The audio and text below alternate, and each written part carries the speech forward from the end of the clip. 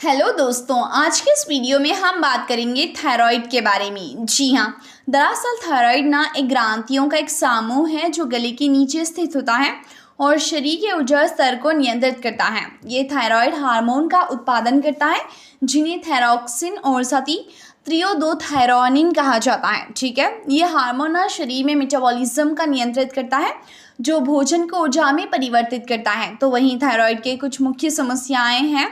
इसमें हार्मोन की अनुपात में बदलाव शामिल हो सकते हैं जो कि अनेक स्वास्थ्य समस्याओं का कारण बनते हैं। यहाँ पे थायराइड के विकार समाज में अत्यधिक प्रभावी होते हैं जिससे कि लाखों लोग प्रभावित होते हैं। और ना दोस्तों, थायराइड की कुछ प्रमुख समस्याएं शामिल हैं जैसे कि हाइपोथायरॉयडिज्म के साथ ही हाइपरथायरॉयडिज्म। यहाँ पे अगर हम हाइपोथायरॉयडिज्म को डिटेल में जानने की कोशिश करेंगे तो जिसमें ना आपको जो है थायराइड ग्रंथि कम हार्मोन उत्पन्न करती हैं। तो वहीं अगर हम हाइपरथायरॉयडिज्म की बात करें तो इसमें जो है थायराइड ग्रंथि अत्यधिक हार्मोन उत्पन्न करती हैं। ठीक है, तो यहाँ पे अब आपको समझ में आ गया होगा कि हाइपरथायरॉयडिज्म क्या होता है और हाइपोथायरॉयडिज्म क्या होता है।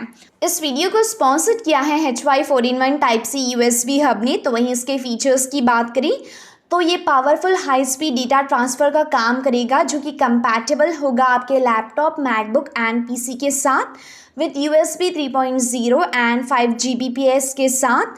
ये multiport adapter 4 ports USB easy extension device आपको कॉस्ट करता है सिर्फ 499 रुपये में।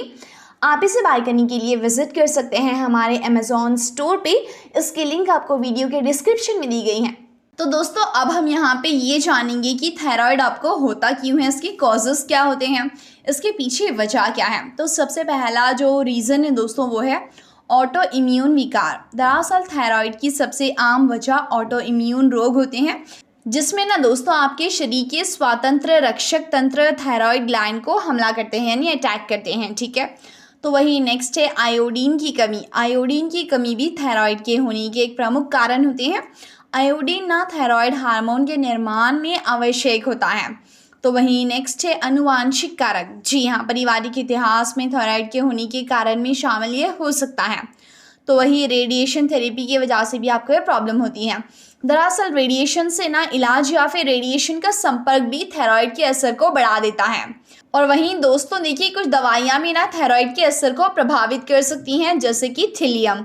और गर्भावस्था में ना कुछ महिलाएं थायराइड समस्याओं का शिकार हो जाती हैं जो कि ना दोस्तों बहुत ही ज़्यादा कॉमन बात है। अब आपने इसके कॉजेज़ जान लिए हैं, अब देखते हैं इसके सिम्टम्स क्या हैं। तो इसमें ना आपको थकान और कमज़ोरी होती है। अक्सर ना दोस्तों लोगों में थायराइड की समस्या होने पर थकान और कमज़ोरी वीकनेस हो जाती हैं। आपको उठा नहीं जाता है और कमज़ोरी की वजह से आप में इतनी ज़्यादा वीकनेस आ जाती है कि दोस्तों डॉक्टर के पास जाना तक आपको पड़ सकता है। ठीक है, तो वही आपके वज़न में बदलाव आते हैं। थायराइड के असर से वज़न में तेज़ी से बदलाव या फिर घटाव भी हो सकता है। ठीक है, और थायराइड के असर से ना आप चिड़चिड़ापन, उदासी या फिर डिप्रेशन, एंग्जाइटी भी महसूस करते हैं।